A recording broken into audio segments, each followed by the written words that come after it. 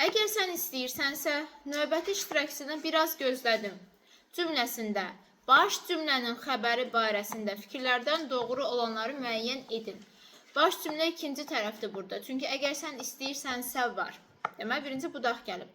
Növbəti iştirakçını biraz gözlədim. Bu cümlənin də xəbəri nədir? Gözlədim. Sual versən, nə etdim?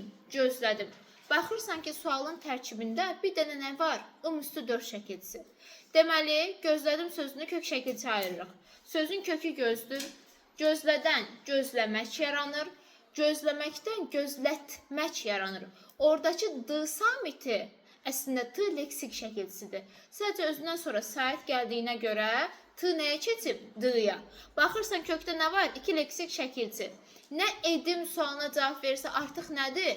Əmr şəkli. Mən gözlədim. Məlum növdədir və feildən düzəlib. Gözləməkdən gözlətmək yaranır. Baxın, yenə deyirəm, kök ayrı anlayışdır. Məsəl üçün, kökü feil olsun. Amma feildən düzəlib deyirsə, artıq sözdə 3 leksik şəkilçisi varsa, sonuncunu çıxırıq. Ondan əvvəl nə yaranıb? Həmin sözə baxırıq. Həmin nitq hissəsinə baxırıq. Yəni, diqqətli olaq. 1, 2, 3. Bu belə. Buradan